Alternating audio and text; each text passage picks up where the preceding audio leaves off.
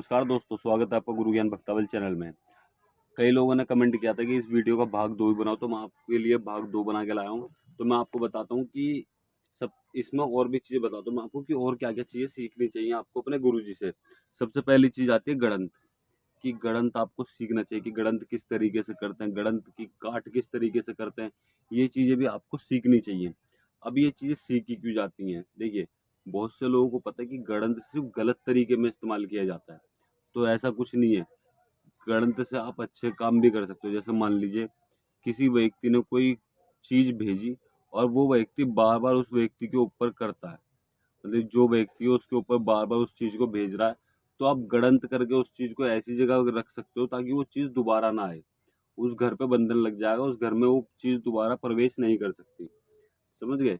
तो इसलिए आपको गड़ंत सीखना चाहिए। अगर देखिए गड़ंत में और क्या-क्या काम करते होते हैं, वशीकरण के काम भी होते हैं गड़ंत में। कोई व्यक्ति बहुत लंबे समय से बीमार चल रहा है, उसके काम भी होते हैं गड़ंत से। पति पत्नी में मनमुटाव और भी कई सारे काम होते हैं गड़ंत से। ठीक है? आपको इसलिए गड़ंत सीखना चाहिए। अब नहानी, नहानी आपको इसके बाद क्या सीखना चाहिए? नहानी करना सीखना चाहिए।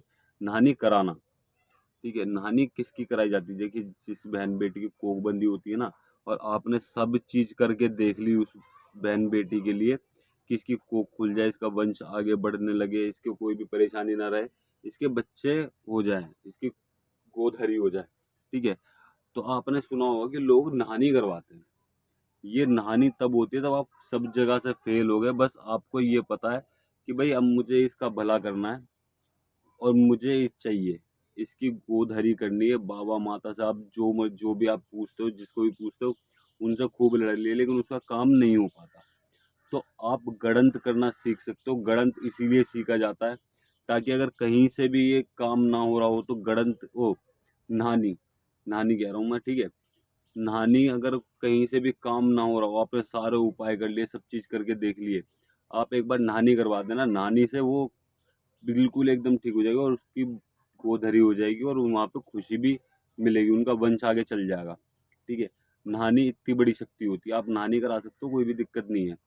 नहानी का देखिए वैसे ज़्यादा बड़ा विधि-विधान नहीं होता है, लेकिन आप अपने गुरुजी से पूछ सकते हो नहानी के लिए, कि गुरुजी नहानी किस तरीके से कराई जाती है, जिसकी बहन-बेटी की कोख बंध रही हो, उस चीज़ के लिए। नहानी सिर्फ़ देखिए नहानी का मैं बताता हूँ, नहानी सिर्फ़ बच इसके लिए होती है जिन बहन-बेटी की कोख बंधी हुई होती है, उनके लिए नहानी होती है, और किसी कार्य में नहीं आती, ठीक है?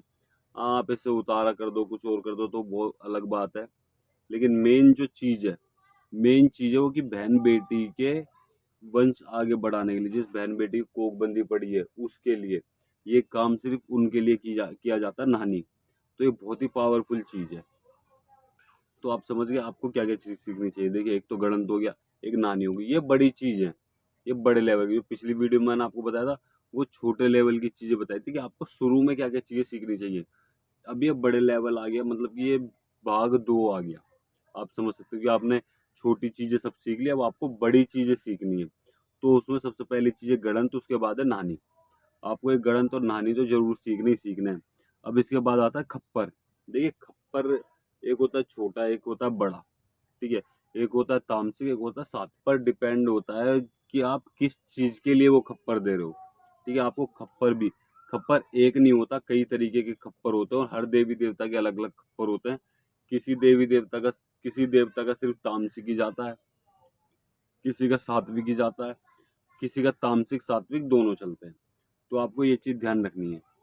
समझ गए? मेन चीज़ है खप्पर देना, कि आप खप्पर किस तरीके से देते हो, आपको क्या-क्या सामग्री देनी है। देखिए ये चीज़ आपको आपके गुरु बता देंगे और मैं आपको बता दूँ, जो आपके घर में देवी-देवता पूजते हैं ना, ठीक है? उनके भी खप्पर लगाए जाते हैं, उनको भी खप्पर दिए जाते हैं। जैसे मान लीजिए सबल सिंह बावरी हैं, ठीक है? आपके घर में सबल सिंह बावरी पूजते होंगे, तो उनके भी खप्पर दिए जाते हैं। माता काली का तो सबको ही पता है कि खप्पर दिया जाता है। नतिया चौकी हो गया, उनके भी खप्पर दिए जाते हैं। मसानी हो गई, उनके भी खप्पर दिए जाते हैं। कई सारे देवी-देवता हैं जिनके खप्पर दिए जाते हैं। तो आप अपने गुरुजी से बात करके इन सारे खप्परों के बारे में भी सीख सकते हो। देखिए मैं बताता हूँ, गुरु जल्दी से कोई भी ज्ञान नहीं देंगे, मैं आपको क्लियर बता दूँ। गुरु आपको ज्ञान नहीं देंगे, आपको 36 चक्कर कटवा देंगे, ठीक है? 50 बार तो बहाने बना देंगे। कई बार ये भी हो सकता है वो ये भी बोल दे कि मुझे नहीं पता। समझ गए? तो आपको उनके अंदर से वो ज्ञान निकालना है। अब वो आपके ऊपर, भाई आप कैसे निकालोगे उस ज्ञान को। अब सीखना है आपको झाड़ा लगाना, ठीक है। झाड़ा कौन कौन से होते हैं, देखिए आपने एक झाड़ा लगा सीख लिया पिछली वीडियो में कि आपको सिर्फ झाड़ा लगाना, जो झपटे नजर हाय ये सब हो जाता है उस चीज का झाड़ा लगाना है, ठीक है। अब ये झाड़े की जो मैं बात कर रहा हूँ, ये झाड़ा होता है बीमारियों का, ठीक है। जैसे पीलिया हो गया, टाइफाइड हो गया, थायराइड हो गया, शुगर हो गया, इन सब के भी झाड़े लगते हैं। तो आपको ये सब झाड़े भी सीखने चाहिए, ठीक है। ये झाड़े सीखने चाहिए, और भी कई तरीके के झाड़े होते हैं, वो सारे सीखने चाहिए, ठीक है। आप किसी एक चीज का भी सीख लोगे तो आपको, और मतलब कि उसमें बढ़िया है। आपने जैसे मान लीजिए पीलिए का झाड़ा लगाना सीख लिया, तो आप पीलिए का झाड़ा लगाते रहो, आप वहीं पे चल, आपको सब जानने लग जाएंगे ये व्यक्ति पीलिए का झाड़ा लगाता है। आप थायराइड का झाड़ा लगाने लग जाओ, सब जान जाएंगे थायराइड का झाड़ा लगाता है। तो यही चीज होती है, आपको चीजें सीखनी है। आप ये झाड़े लगाना सीखो। झाड़े भी कई तरीके के लगते हैं, हर बीमारी के लगते हैं, हर परेशानी के लगते हैं। पैरालाइज का झाड़ा लगता है, ठीक है। तो आपको ये झाड़े भी अपने गुरुजी से सीखने चाहिए। देखिए मैं आपको बताएगा 0 लेवल से 100%, 100 लेवल तक का बता रहा हूँ कि 0 लेवल से आप 100 लेवल तक किस तरीके से जाओगे। बहुत से लोगों को तो यही नहीं पता कि अपने गुरुजी से क्या क्या चीज़ सीखे। उन्हें बस ये पता है, पूछा देखनी सीख ली, उतारे सीख ली और बात खत्म। इसके बाद की चीज़ें आपको क्या क्या सीखनी है, ये चीज़ें मैं आपको बता रहा हूँ पूरी डिटेल में। तो आपको झाड़े भी सीखने हैं। अब मैं आपको बताता हूँ कि आपको क्या चीज़ और सीखनी है। देखिए बहुत से भाइयों का अखाड़ा होता है, लेकिन अखाड़े में देवी देवता नहीं आते, ठीक है। या देवी देवता आ गए तो वो राम नहीं बोलते, ना मुंह खोलते। तो वो किस तरीके से करवाना है। जैसे मान लीजिए देवता आ नहीं रहा, ठीक है। अखाड़े में बहुत समय हो गया, 1 दिन 2 दिन 3 दिन हो गए, 4 दिन हो गए, लेकिन देवता नहीं आ रहा, ठीक है। अब वो आप सबने किसी या किसी और ने देखा कि भाई ये तो देवता किसी ने बंद कर दिया, यहाँ पे रोक लगा दी, या फिर किसी ने बंद भी नहीं करा तो कोई ना कोई दिक्कत आ गई जिस वजह से वो देवता नहीं आ रहा, ठीक है। या देवता रुष्ट है, या फिर कुछ भी, कोई भी XYZ कोई भी दिक्कत हो सकती है, ठीक है। देवी देवता रुष्ट है, या फिर किसी ने बंद कर दिया, या किसी ने डाला रोक दिया, ठीक है। कुछ भी चीज़ हो सकती है, देवता किसी भी वजह से, कोई भी वजह हो जो ना आ रहा हो, तो वो आपको पूछना है अपने गुरु से कि किस तरीके से देवता को लाया जाता है। जैसे मान लीजिए कहीं अखाड़े, इस पूछना किस तरीके से, देखिए आपको इस तरीके से पूछना है कि गुरुजी अगर हम कहीं अखाड़े में गए, ठीक है, वहाँ हमको बुलाया और वहाँ पे उस व्यक्ति के ऊपर, सामने वाले जिस पे ऊपर अखाड़ा रखा, उसके ऊपर देवी देवता नहीं आ रहे, और जो हमारे व्यक्ति मतलब कि जो पंचायत में बैठे हैं वो कहने लग गए कि आप भी भगो, तो आप भी कुछ देखो या कुछ करो, तो उनको उस देवता को किस तरीके से लाया जाए कि वो हम वहाँ पे आ जाए।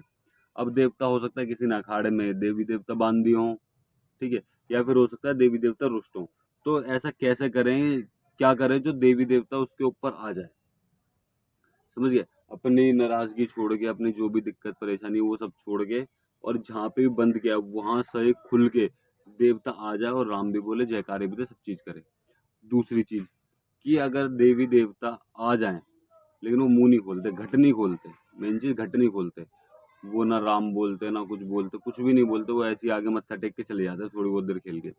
तो उस समय पे क्या करा जाए कि अखाड़े में वो राम बोल दें, ठीक है, जयकारे दे दें।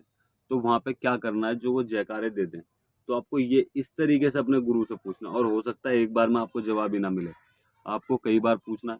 तो आपको ये चीज़ पूछनी है, जरूर पूछनी है, ठीक है।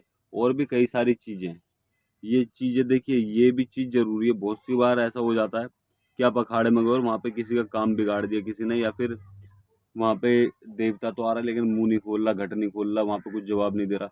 तो आपको इन चीज़ों का ध्यान रखना है कि वो देवी या देवता किस तरीके से राम बोले, किस तरीके से देवता की सवारी है और आगे क्या करना है, ये चीज़ आपको पता होनी चाहिए। और अगर आपको इसका तीसरा भाग भी चाहिए तो आप मुझे कमेंट कर देना, मैं अगली वीडियो जरूर बनाऊंगा इसके भाग तीसरे के लिए। और अगर आपको हमारे द्वारा दी गई जानकारी अच्छी लगी हो तो वीडियो को लाइक करें, चैनल को सब्सक्राइब करें और बेल आइकन जरूर दबाएं, ताकि हमारे द्वारा दी गई जानकारी आप तक समय पर पहुंच सके।